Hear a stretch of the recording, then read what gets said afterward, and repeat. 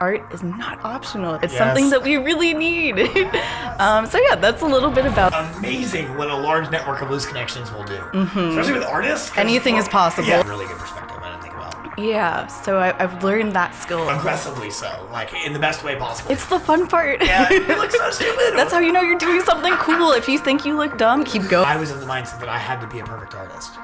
And it was so cool to like sit back on the backside of the camera and watch it again and be like, I want to do this again. It matters a lot. And once you find that, you realize like, wait, why aren't other people in this mindset? How can I bring this to other places? How do we incorporate? People keep talking about how creativity is not just something that you do, but it's kind of who you are. That's going to snowball. People are going to see that fun, that joy, that creative outlook. And they're going to want to figure out how to help you incorporate it into their thing. And then that's going to lead to the business and the play coming side by side. And that's the goal, is finding that. Hello everybody, my name is Matthew Brinker. This is Art is Not Optional, where we are talking with artists, entrepreneurs, friends, or strangers about art, life, business, whatever comes up. The through line of this whole podcast and conversation is that creativity is everywhere, and I want to talk with all of my people that I can find in the world about their creativity and what they do. And today I have a very special guest on that I'm going to take a minute and intro before you meet them. This is a very dear friend of mine that has been integral in me, in my process and my journey as an artist. They've been a constant supporter of mine. They've constantly been like, hey, do more. Hey, I can't wait to see this thing that you do or what you do with that thing. Have their hands on a lot of different things. They've gotten me in a bunch of different jobs that have been paid and have done a lot of fun, just really creative stuff too. We still need to film a truck going over a bridge lit up at night that was wrapped by this person. So this is fun for me because there's many levels of this conversation we could have. This is one of those people that I want to probably bring back a couple times to talk more about different things with. So without anything else, I'm just going to introduce Rachel Rowse. Welcome to Art is Not Optional. Thank you for being here. Will you give us just a minute about who you are, what you do, and maybe some clips about art, whatever comes to mind. Go ahead. Yeah, absolutely. First of all, thank you so much for having me here. This is amazing. Just watching you grow into this space, so cool. Like you said, my name is Rachel Rowse. I'm an artist. I've been creating things since 2018 professionally. I love that. I went to Appalachian State University. Shout out. Yeah, it was a fun time. Kind of, sometimes. That is art school for you. Yes. But yeah, I've been in Wilmington for 3 years now. I do dip my toes in a lot of things. I focus mainly on live painting at different music events and music festivals. I did the math, and last year I went to 10 different music festivals, and I went 10,000 miles. So I traveled to do this. That's something that I've grown into that I'm super excited about. I also do murals and I do vinyl wraps, and I really just want to focus on bringing art into more spaces because art is not optional. It's something that we really need. So yeah, that's a little bit about me. You are involved with a crew that I have not mentioned on here yet, the Pigment Sanctuary, kind of an overarching group of people that I got introduced to through a girl I was dating who is your upstairs roommate. And that's how I met you, was you moved to Wilmington about 3 years ago. I think it was either right before we started dating or right after we started dating. Yep. And I met you through her. And then I got turned on to the Pigment Sanctuary, and I went to Mountain Music Festival with you all. And that was so much fun to watch everybody paint and see the whole build out. I'd never seen live painting before. I'd never been to a festival before, so it was all very new to me. It was really fun. And one of the cool things, kind of like an origin story of all of this, is I had done a podcast years ago in Ohio, and the girl I was seeing at the time asked me if I would film kind of a podcast series at the festival. And we set about to do like an artist interview series. And I remember at the end of it, like itching, like I want to be on there because I was interviewing everybody else. I was like, I want to be on there really bad. And we did an interview at the end of the week, and then I realized after that I was like, I want to do this again. I want to talk on camera, and I want to talk to people, and I want to connect more. So I remember watching you were one of the first ones that we did that week at Mountain Music Festival. It was like Stacy, Fogel, you were like the first couple. And it was so cool to like sit back on the backside of the camera and watch it again and be like, I want to do this again. As an artist, I want to do this again. I wasn't creating that much at the time, and you were there as a painter. You were in the gallery. You were live painting. Yep. Tell us about that. Tell us a little about festivals, your festival experience, or like a funny story about festivals even. Or oh, man. I'm sure you have a ton. I have so many. Where to begin? So I guess my very first festival, I love to talk about this one. My very first one was right before I graduated from college. Okay, I love that. 2018. It was called The Smoke Down, and it was by a band called Dr. Bacon. Okay. They're some of my best friends and favorite people. But you've done artwork. yes, I did an album cover for them. I do lots of posters for them. Yeah, that's awesome. Yeah, but that was my very first festival. I had a roommate at the time who was getting into fire spinning. Okay. So she started going to all these festivals, and I didn't know what they were. But she came to me one day and was like, yo, do you want to come paint at a music festival? They're looking for artists. I'm like, yeah, I don't know what a festival is, but I definitely love to paint. I'll go paint around people. That sounds fun. So I showed up to this field. I didn't have a table or a chair or anything, and I just showed up with some colored pencils and some paper, and I went to town, and I met the most beautiful artists. They were so inviting. I felt right at home in a way that I hadn't really felt before around creatives. So it was so eye-opening, and honestly, ever since then, I've been chasing just like live painting in this community. Cool. So yeah, that was my very first time with it. But then shortly after that, I was introduced to the Pigment Sanctuary, and I started meeting Ashton and all the awesome artists involved with it. So they've been a big part of the journey as well. That's cool. And the reason I mentioned them too is like I was going to mention how included I felt at the festival. I'm there as the partner of an artist, and I'm there with all of my cameras and my drones and stuff, but I was welcomed into this family. Aggressively so. Like, in the best way possible, welcome to this family. So, shout out to all you guys for accepting me, because I had always viewed artists as, like, this thing on a pedestal I couldn't get to, because I wasn't really an artist. I know now I've always have been an artist and creative, but artists in particular, like painters and people that could draw and all the physical flow arts too, the fire spinners, I was like, those are real artists. I'm not.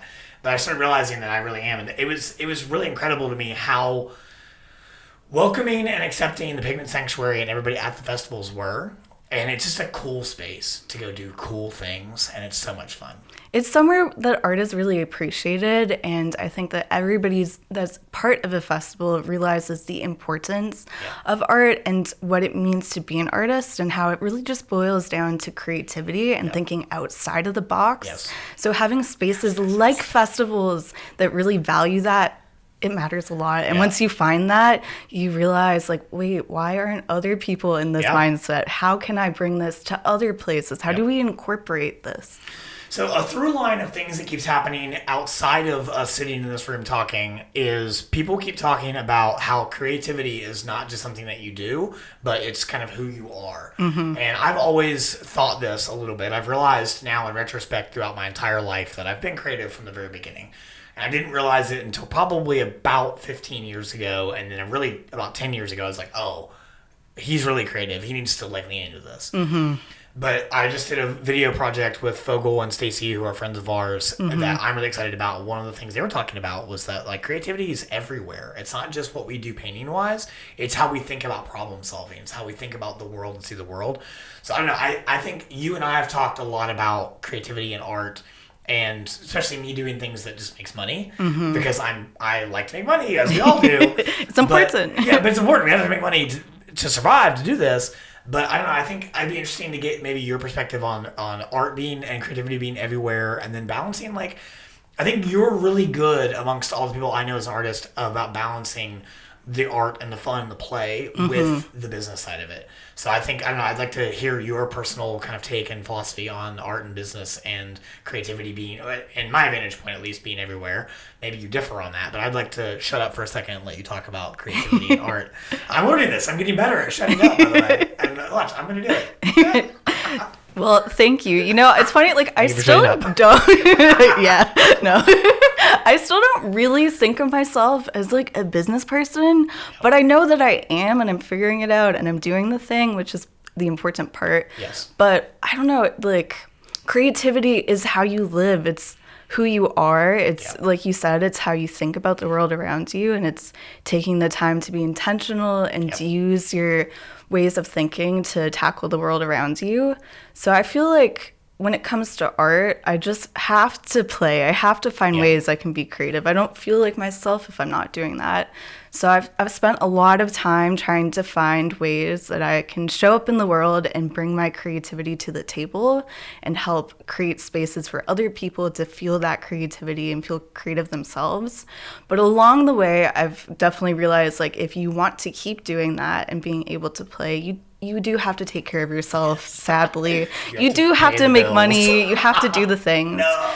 But how I've tackled this is I'm just really honest with people when I say yes to opportunities, when I'm talking about creative ideas. I just open up and tell people, like, hey, I really would love to help with this thing and do the thing for you.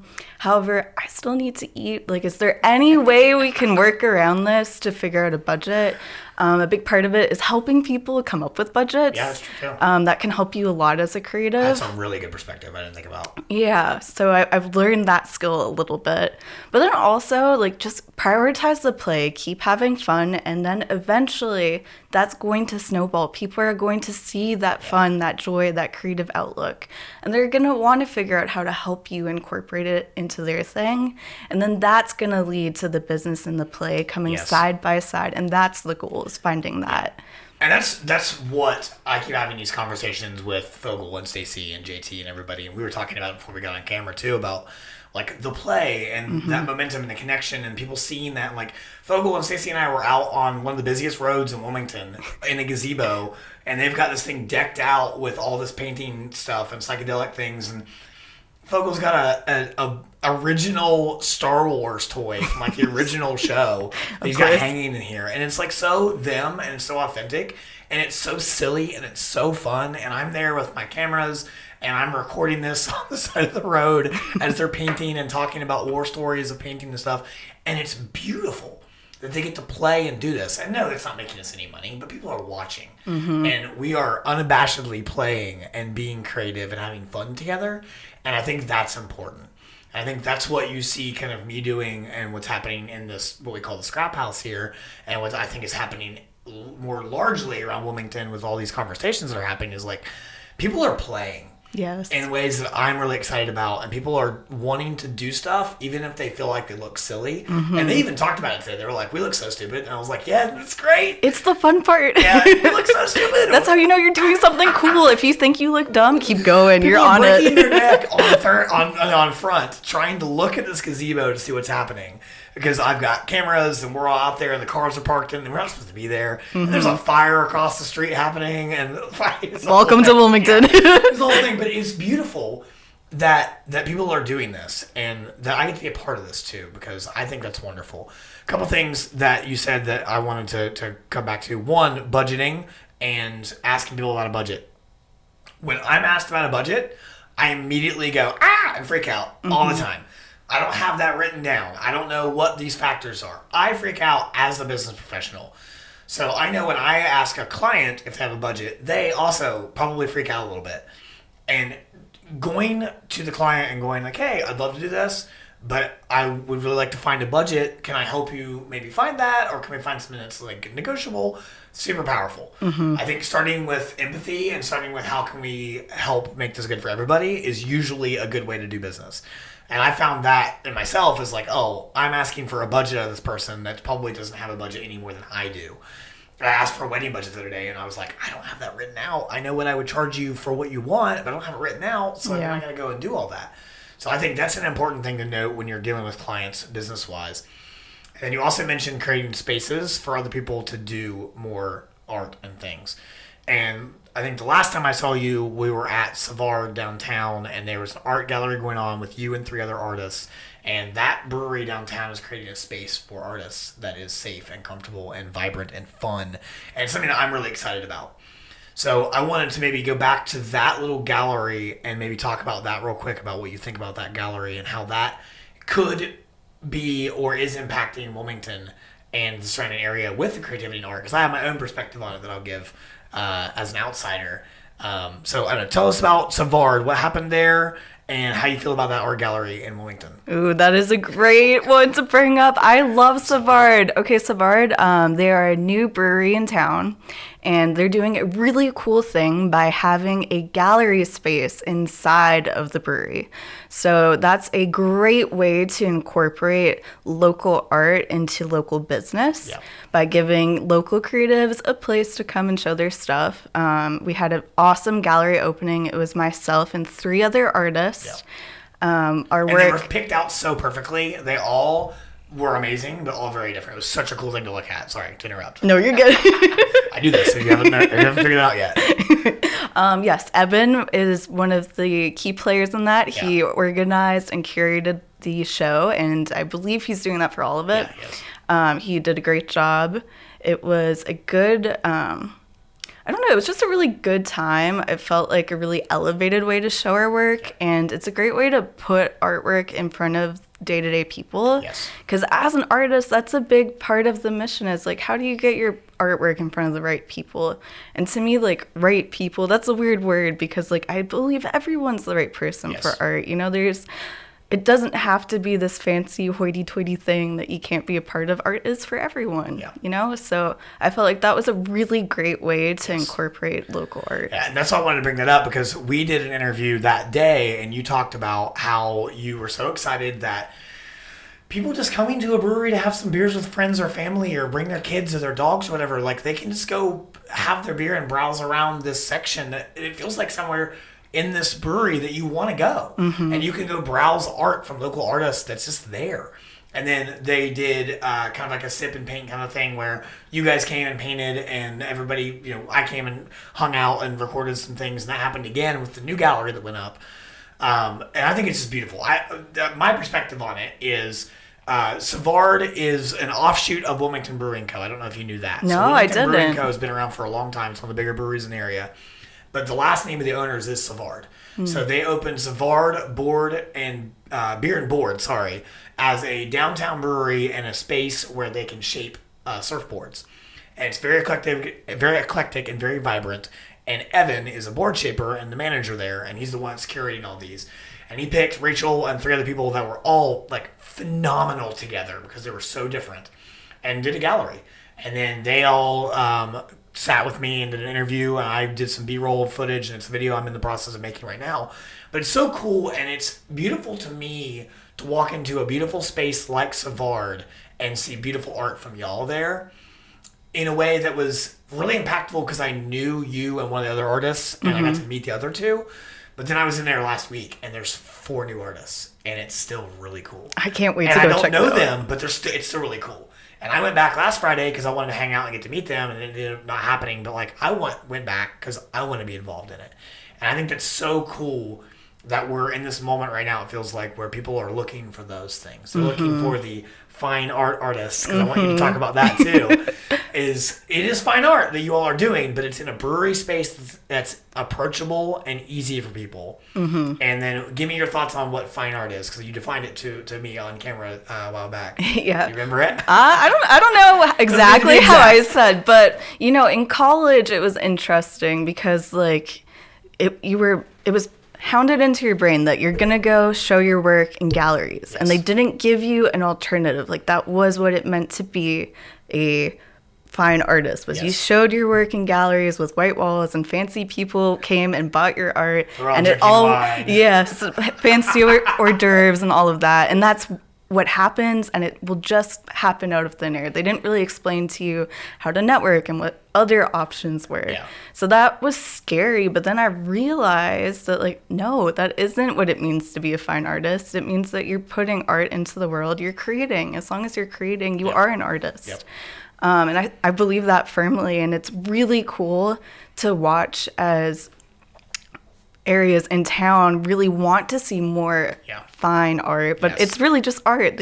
They want people to be themselves and show what's in their brain and put it on paper and talk about it. So I'm really excited to be a part of this movement. It is happening, and places like Savard are the forefront of it. Yeah.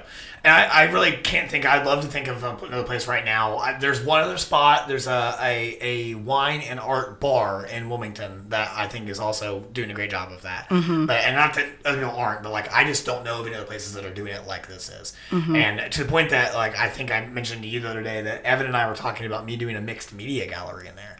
That would be amazing. Like maybe 4 TVs of like a looping video thing of something of mine, and then I have all like the beer can labels that I've done, maybe in some kind of like collage gallery, and then some photos framed for print. And he's willing to do it with me. And like I've never even thought about doing a gallery in my life, which is so funny to come from where like from my side of things and you coming from school where like that's what they told you were going to do. I've never even thought about this. I've never thought I could be a person that would have a gallery of art. I never really considered myself to be an artist until, like I said, about 10 years ago. And then I realized, like, oh, no, I've always thought about things really creatively and been good at creative problem solving. Mm-hmm. Whether that be, like, psychologically or sociologically or, like, with cameras or with whatever. I've just never been good at the tactile, like, brush strokes of things. But I've also never really focused myself on it. And I think, though, also, I was of the mindset that I had to be a perfect artist. Nope. And what I'm really excited to that's I think is really happening, and what I want to talk about with you the most, is I can already tell you're excited about it, is like the imperfection is the beauty. We can get perfect art from computers, and people are getting fed up with it to the point that like all my creative friends are constantly posting about this. Someone posted today like, stop using computers to change my photos I gave to you because I gave them to you specifically the way that I gave them to you for a reason. And we can get perfect polished art from any computer anymore, but real, raw, human, emotional art, I think is where we all win moving forward. And I think we need more of that. So I'm interested on your thoughts about that. Absolutely. That is something we need. Yes. True art is emotion. You know, we're putting our heart and soul into things as artists, whether that means you're taking photos and putting your heart into your art that way, whether you're painting your heart out with a brush, whether you're singing your voice out. All of it. All of that is art. And when we as consumers take in that art, we feel that human touch. We feel that emotion. We connect to it. And I think that's where the real beauty is. That's what we're all craving. And when you take that away, you're taking away the heart and soul of our environment. And like, it's hard to not be sad and mopey when you're not surrounding yourself with real emotion. So I do believe that we need to get back to real art. And I think that, you know, computers and AI, they have a place, but not in real art, not what we're doing. No. And I think I'm of the stance, I've said it multiple times in this room on different podcast things and different conversations about, like, I think AI and computer tools for organization, I think are great. I think it's wonderful. If it helps you get more organized and be your personal assistant, wonderful. If you're generating a logo or an image that you're using as something that is art, I use stuff all the time for an idea, for a starting point with a client, so that we can be talking about the same thing. Like, I don't have that made for you right now, but can I just show you something I'm thinking about right now, and then we can go off there. But I had to clean up and you do graphic design work, and so you understand this very well.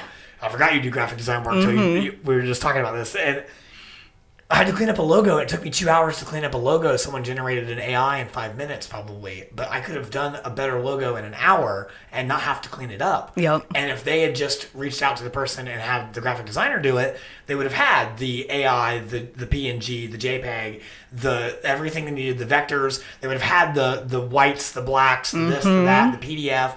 They would have had all the stuff they needed to be able to take this logo and get it printed or use it on a website or whatever. But the computers aren't thinking that far ahead. No. They're not thinking about the real world applications. They're thinking, I have a task that's been told for me to do, and I'm satisfying that task, which is great, which is why I think those things are wonderful for organization, but not for the creative stuff. Leave that to Rachel and to Matt. Leave that to your creative friends that do logo design professionally, that do graphic design professionally, that paint professionally, do murals professionally, or video stuff professionally. Like, leave that to the people that have done this, that pursue this with passion and emotion. That's their life. Like, I jokingly post a lot about, like, you know, buy a print, feed an artist, but like, this is your life. Absolutely. This is what you do. This is now my life. This is all I do is video stuff and make graphics, and that's all I do for a living now, and that's all I want to do for a living now. So it's important to me, as I'm being a little preachy about like real raw human art, to really like, please friends, if you watch this, get Rachel to do it. Get Fogel, get Stacy, get Brinker, get whoever. I don't care who you get, but get one of your creative friends to do stuff, because art's not optional. You're going to have it in every business you do, or any endeavor you do. But you have creative people in the world that will do creative things for you and with you. So absolutely. We have about 5 minutes left. So I want to talk about Canada with you. And then I also want to, like, this last 5 minutes, I'd like to briefly talk about Canada and your inspiration from that, and where you draw inspiration from in general, because I'm thinking about your gummy bears and the things that you've painted. So inspiration in Canada, and I'd love to talk about anything else that you want to talk about creativity and art in the last 5 minutes. So quickly give us, like, how was Canada? Canada was amazing. For those of you who don't know me and are thinking, what about Canada? Why Canada? I'm Canadian. I grew up in Canada, in beautiful British Columbia. My family is currently living in Vancouver. I hadn't been home in 3 years, so it was really special to get to go and be with my parents. It was my dad's birthday, so I got to bake him a cake. It was a lot of fun. Dad, happy birthday. Yes. I would not give up my dual citizenship for the world. I absolutely love Canada. It is so beautiful. It definitely has shaped me to be who I am. You also like to be a dual citizen? Yes. I'm just kidding. It's a larger joke that we're not going to go into any further than that. Okay, back to Rachel. Sorry. But yeah, I don't know. I grew up around some of the most beautiful nature, in my opinion. I spent a lot of time just going on the most beautiful walks. So nature is something that I really look forward to including in my work. It's something that I've always been really drawn to, which maybe that's part of why I love music festivals so much. I get to be in nature, doing those more. And if you look at my work, I paint a lot about growth and a lot about landscape and stuff like that. So I feel like it does play into what I'm doing. There does seem to be a lot of, I guess I haven't seen all of your work, but most of the things I've seen, it seems to be there's lots of a character of some kind, whether it be like a gummy bear or a bobcat or what plants are they? Tulips? Tulips. The tulip plants you've been painting a lot of recently. But there are characters kind of inside of a scene that's usually some kind of nature scene. And it's beautiful. And I wondered, with some of the things I saw you post on Instagram in Canada, if some of those things were of like places you've been in Canada. And there is a particular painting that I did get from you that is of a bobcat, and it's of the New River Gorge. And I grew up 45 minutes away from the Ohio University Bobcats and about 2 hours away from the Gorge. So I saw that painting, and when you offered it up to me as payment for a job that we were working on in collaboration, I was like, I want that one. Because I identified with that. I identified with the Bobcat as home, and the New River Gorge as somewhere that was inspiring to me growing up. So I see inspiration in like nature and things of your own work, but I wondered if that was something you'd really, really connected. Like, is Canada the muse? No, well, so I feel like Canada will be the muse for future pieces, but I try to paint from what I'm currently experiencing. So at a lot of these festivals, I'll paint the landscape I'm looking at while I'm there. So it's a lot about, I call them psychological landscapes, because it's a lot of what's going on in my head connecting to what I'm experiencing in the real world. That's cool. So from this trip, I have a lot of ideas of things that I want to paint. So hopefully I get the time to do that a little bit. That's the hard part. I went and hit golf balls with your partner the other day, and I was talking to my roommate, and I was like, yeah, we invited Rachel. I was like, I doubt she comes. I think she's probably really inspired of things she wants to do. That's exactly. So I was like, and Calvin was like, it was worth a try, man. And I was like, it's okay. And then I told John on the way out there, I was like, yeah, I think she wanted to probably paint. That's exactly what I told Calvin when he asked me to come. I was like, I'm so sorry. I have a date with my paintbrushes. No. And I don't fault you at all, because when you're inspired like that, that's beautiful. And I think that's when the poker is hot, strike, go. Like when you're feeling inspired to paint or make stuff, go do it. I think I could sit and talk to you about creativity and art probably for hours and hours and hours. because I love how like free and open you are. Also, by the way, all of the best creatives are from Canada. Period. I hope someday I get to meet Peter McKinnon and all the people from Canada I follow on the internet. But I adore your Canadian accent and your little Canadian quirks that I love. But everybody that's the best at creativity is from Canada. I'm sorry. I'm not sorry. All of you are from there somehow. Anyways, that's just a joke. It's the beauty of the landscape. Yeah. So I also wonder about that. Like, is it the beauty of the landscape that inspires people from Canada to be as creative as they are? Is it because it's so cold for so many months out of the year that you really soak it up when it's not?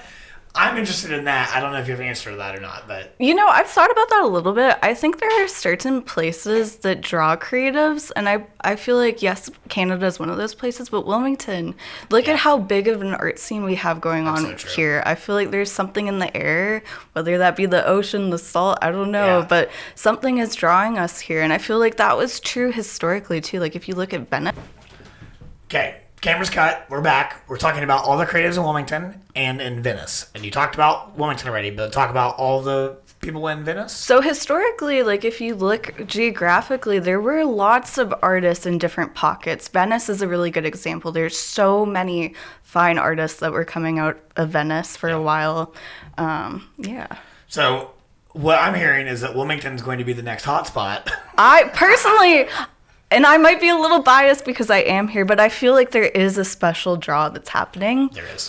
There is. And that's one of the interesting things that keeps happening with all of this is this will all make a lot of sense, I think, in another year when I get all the people on here that I want to get on here.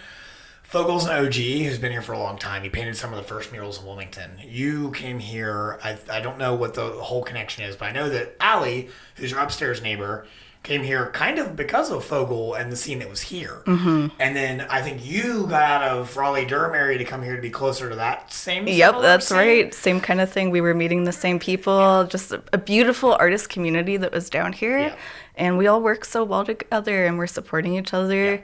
So it felt like a no-brainer to be closer to that. And you moved down here, and then some other art friends in the crew moved down here. And like I've seen some people come and go, and some other people moved like out of West Virginia to Western North Carolina and stuff too. But like it seems like there's this huge pocket. I didn't know this until we talked to Dave and Sarah. And I don't know if Sarah ever dropped this knowledge on you, but Wilmington and North Carolina in general have the biggest pockets of art aside from New York on the East Coast. Wow. She did all. That's why they're in Wilmington. I forgot about that until you said that just now. That's why I'm restarting the cameras. We're gonna keep going because this is important. It is important because it is. Wilmington's in this. And I just had like an hour and a half conversation with JT, the owner of the building, about this. Is like, look, you guys are doing this, and I'm doing this, and then we've got Rachel I'm talking to, and then Fogel and Stacy, and we've got this person, that person, that person, that person, like all these people that are doing stuff here in Wilmington. And it is on my last Brink About It podcast. I talked about serendipity. And one of the things I talked about was the power of a large network of loose connections. It's amazing what a large network of loose connections will do. Especially with artists. Anything is possible. We're all kind of scared cats anyways. It seems like I think I'm less of a scared cat than some artists, and some are like even less than me and more so than me. But like to get all of us together and to do things, and like this is such a fun day for me to sit and talk with you about these things, having left Fogel and Stacy earlier. And then getting to talk about all these things with the people I'm talking about. It's wonderful. So I'm glad you recognize that about Wilmington too, because I think Wilmington's poised to really pop off. And what I'm excited about is it feels like we're in this really cool moment of like, it almost feels like all the artists are like, okay, fine, I give up. I have to be on the internet to make money and survive. Which is why I think you're here at the exact right time. And I'm so grateful that you're willing to help us share our stories and help us document these moments. Like this matters so much. And I hope you know that. And that's where I was going, is I was going to understate it massively for what you just did. But to know that, I don't want to cuss on here, but for some fucking reason, I'm in Wilmington right now, and we all are. And I don't know what that is, but I know it's for a reason. And I recognize that, I see it, and that's why I'm doing all the things that I'm doing. That's why I want you to come in here and talk. That's why I want all the friends that we have to come in here and talk. I want to connect these people through the internet, through whatever. I want this large network of loose connections to become this like massive conglomerate of people that are just helping each other do cool things. And I don't know if I'm the catalyst for that or not. Maybe it's you. Maybe it's Fogel. Maybe it's Stacy. Maybe it's JT. Maybe it's Marley. Maybe it's somebody else. Who knows? But if we can go really fast and bump into walls and create some fun noise, people are going to pay attention. And if it's cool noise that's interesting, people are really going to pay attention. And that's kind of what I'm feeling as a person in general in Wilmington, and as a creative person in Wilmington, is like we're sitting on a powder keg of art that's about to blow up in creativity. Yes. And we need people, not just a person or not even a couple people. We need all of the people to help ignite this together. And especially as we go into this new year and people are talking more and more about AI and computers and all that, we need to really lean into this. Let's make art in person and physical and community driven here in Wilmington as much as we can. Let's bring as many friends as we can in here to talk and to have conferences and to go to spaces like Savard and do stuff. That's what I'm excited about. So you have thoughts, I'm sure. I do. I could not agree more. I think it's really important to have these conversations because how are you supposed to know how to interact with art if you've never experienced art? That too. If you don't know what an artist's opinion on AI is, then how are you supposed to know that it's so bad? So I think having conversations like this is so important. Having people listen is so important. Having word of mouth just continue that conversation outside of walls like these, so important. So I'm also very excited to just keep having these talks and putting art out there and just watching what happens, because you're right, the more people you get involved and the more noise, as you said, you can make, the better. It's just be yourself, play, have fun, and do the thing, and be surprised by what miracles can come out of that. Yeah, it is crazy, and I think that's I'm very happy with the contents of this episode, so I'm probably going to wrap it up here, that way we don't keep going, but it's so crazy to me to have gone on this journey and to be sitting here right now with you and looking back at all the things that happened in my life before I met you and even after I met you, to be sitting here right now to know that like this has all happened for a reason. And when we get more people involved and get this conversation growing bigger and bigger and bigger, it's going to be really awesome. And it's really exciting to me to be in this room, in this building, in this town, in these conversations about this stuff. To be asked by Fogel to come to a gazebo and film him and Stacy, like,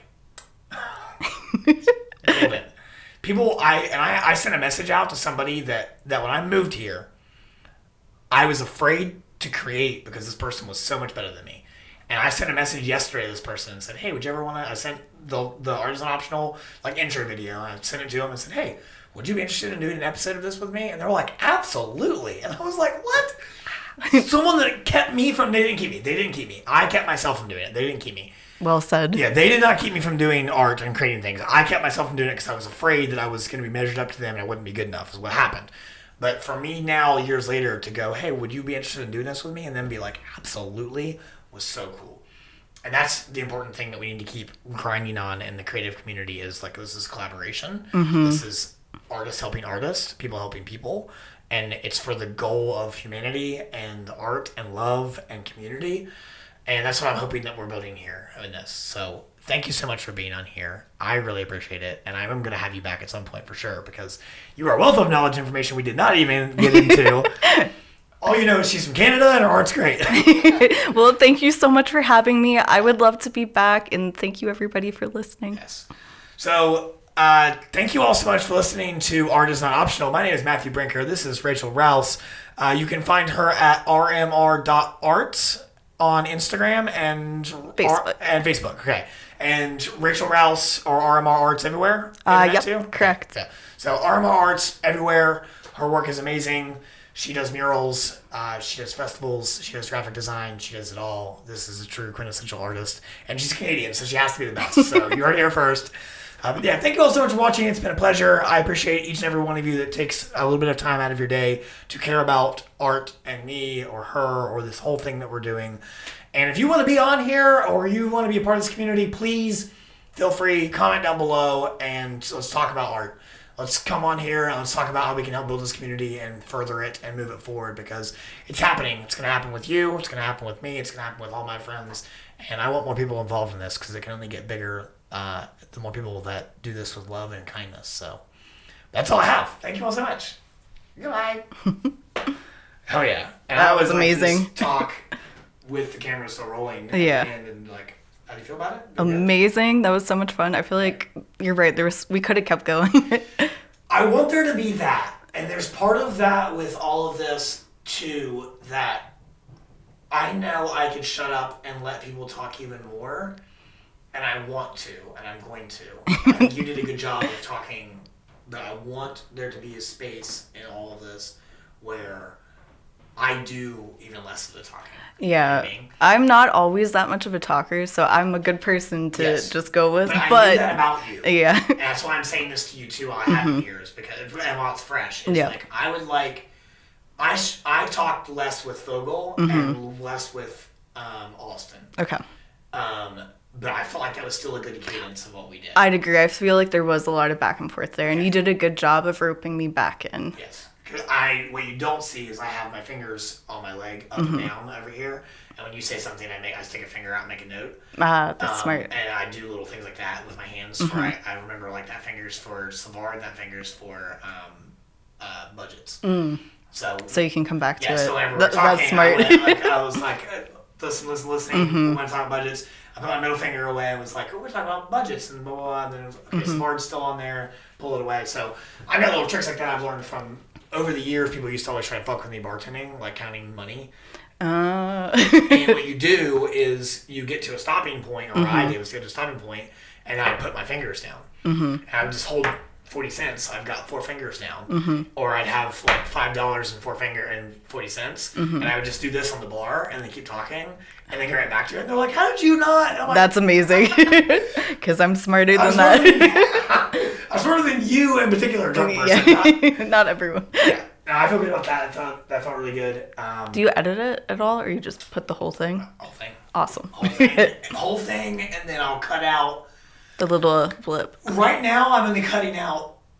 Well, okay, for the Brink About It, I'm in the cutting out like what I think is a funny, interesting hook of thing, and using one because I don't have the time to really do the whole sizzle reel of it. Right.